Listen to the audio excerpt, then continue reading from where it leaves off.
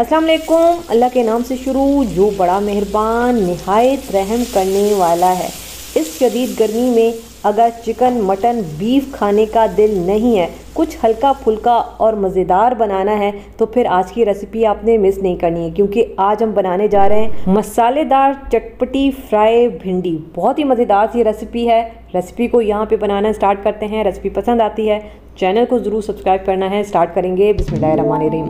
तो यहाँ पे मेरे पास भिंडी है, तकरीबन ये मेरे पास 250 ग्राम भिंडी है, ठीक है। लेकिन भिंडी यहाँ पे मैंने बहुत अच्छे से धो के साफ़ करके ड्राई कर ली है, ठीक है। ये गीली नहीं होनी चाहिए और भिंडी हमें लंबी वाली चाहिए, ठीक है। छोटी छोटी वाली नहीं चाहिए, बड़े साइज़ वाली लीजिएगा, लेकिन नरम लीजिएगा, सख्त नहीं ये होनी चाहिए, ठीक है। तो अब हम क्या करेंगे, यहाँ पे हमने क्या करना है कि ये जो भिंडी का ऊपर वाला पार्ट है इसको रिमूव करेंगे और ये वाला जो पार्ट है इसको हम रिमूव करेंगे और भिंडी पे लगा देंगे डीप कट, ठीक है।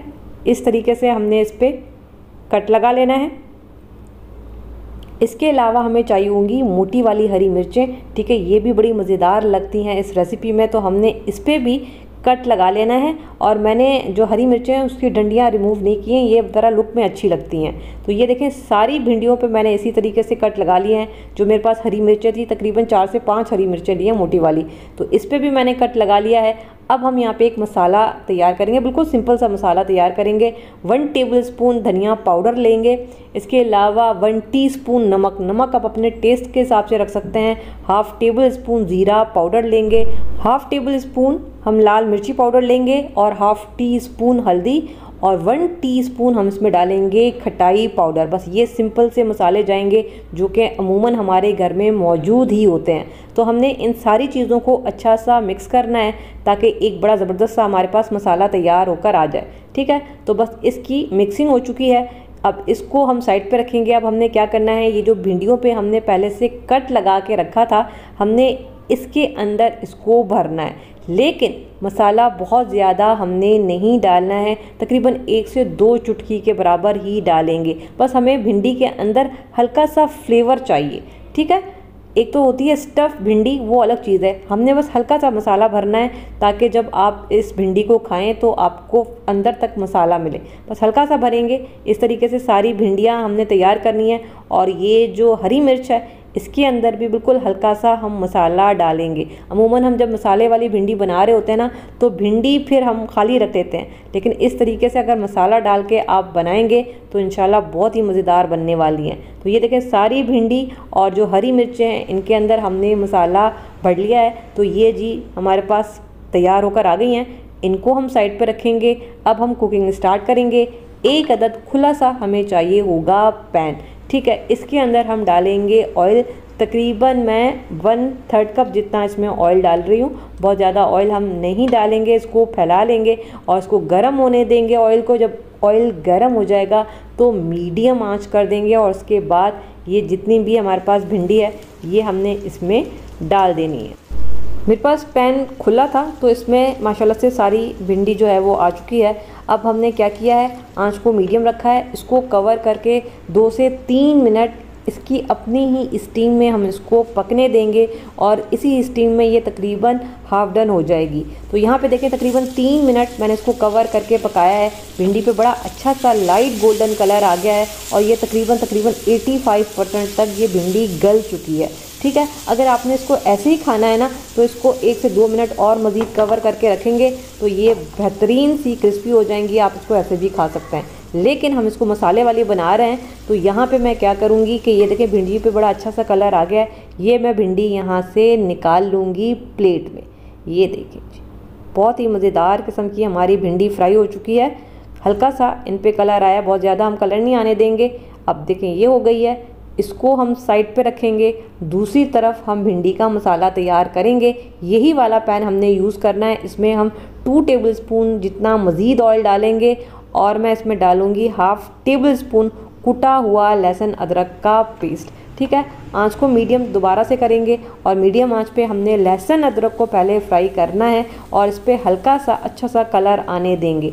जब लहसुन अदरक की आपको अच्छी सी खुशबू आना स्टार्ट हो जाएगी तो फिर हम इसमें डालेंगे 1 मीडियम साइज़ की ब्लेंड की हुई प्याज। लहसुन अदरक को आपने अच्छा फ्राई करना है, कच्चा नहीं छोड़ना है, वरना फिर मज़ा नहीं आएगा। अब आँच को तेज़ कर दूँगी। तेज़ आंच पे हमने प्याज को इतना फ्राई करना है कि इसका पानी बिल्कुल ड्राई हो जाए। तो ये देखें जी, प्याज का पानी तकरीबन सारा का सारा ड्राई हो चुका है।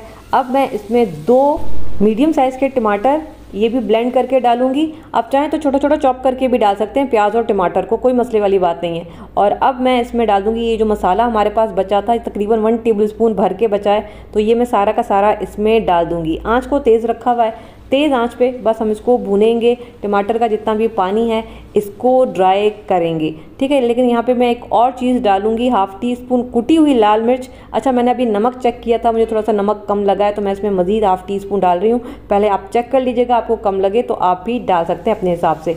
1/2 टीस्पून हम इसमें डालेंगे गरम मसाला। अब देखें ये तकरीबन टमाटर का जो पानी है ये ड्राई हो चुका है और बड़ा अच्छा सा यहाँ पे मसाला जो है हमारे पास तैयार होकर आ गया है, ठीक है। अब हम आंच को हल्का कर देंगे और मैं इसमें तकरीबन 3 से 4 टेबलस्पून जितना पानी डालूंगी, क्योंकि मसाला बिल्कुल ड्राई हो चुका है, हमें हल्की सी ग्रेवी चाहिए, तो हमने इसमें पानी डाला है। इसको अच्छा सा मिक्स करेंगे, ठीक है। अब देखें ये ग्रेवी बड़ी अच्छी सी सेट हो चुकी है। आंच को बिल्कुल हल्का करके मैं इसको कवर करके तकरीबन 1 मिनट हम इसको दम पे पकाएंगे, ताकि ये जो ग्रेवी है ना ये अच्छी सी पक जाए, क्योंकि पानी डाला है, पानी कच्चा है, तो इसको थोड़ा सा पका के ग्रेवी तैयार कर लेनी है। तो यहाँ पे 1 मिनट के लिए हमने इसको कवर किया था। आप देखें ये ग्रेवी बेहतरीन सी तैयार हो चुकी है। अब हम इसमें ये फ्राई की हुई भिंडी डाल देंगे और इसको थोड़ा सा हम यहाँ पे मिक्स करेंगे, ताकि ये मसाले के साथ अच्छी सी मिक्स हो जाए। आंच को हल्का ही रखा हुआ है, इसको कवर करके हल्की आंच पे 2 से 3 मिनट हम दम पे पकाएंगे, ताकि अगर थोड़ी बहुत कसर है भिंडी में तो वो पूरी हो जाए। तो यहाँ पे 2 मिनट के बाद ढक्कन हटाएंगे। भिंडी बेहतरीन यहाँ पे माशाल्लाह से गल चुकी है, जो इसकी कसर थी वो पूरी हो चुकी है। अब हम इसमें आखिर में डाल देंगे हरा धनिया, ठीक है जी। और आंच को मैंने हल्का ही रखा हुआ है, थोड़ा सा हम इसको करेंगे मिक्स, ठीक है।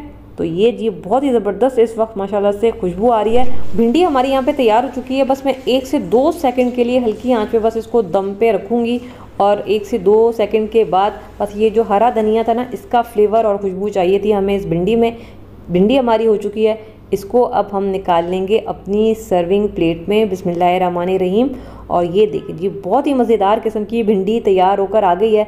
कुछ हल्का फुल्का खाने का दिल चाह रहा है और जल्दी भी बन जाए तो पहला ख्याल भिंडी का ही आता है। अगर मज़ेदार सी भिंडी बनानी है तो फिर ये रेसिपी आपने ज़रूर ट्राई करनी है, इंशाल्लाह ज़रूर पसंद आएगी। थोड़ा सा मैंने इसके ऊपर डाल दिया है हरा धनिया और ये 1 अदद नींबू का स्लाइस इसके ऊपर रखेंगे। तो ये जी चटपटी मसालेदार भिंडी हमारी यहाँ पे तैयार हो चुकी है। इतने दिनों से इतने हैवी खाने खा रहे थे, तो अब थोड़ा कुछ हल्का फुल्का हो जाए और मज़ेदार भी होना चाहिए, तभी तो फिर बच्चे और घर वाले भी खाएंगे। मैं यहाँ पे टेस्ट करूँगी, आपने ज़रूर ये मज़ेदार सी रेसिपी ट्राई करनी है। मुझे ज़रूर बताइएगा कैसी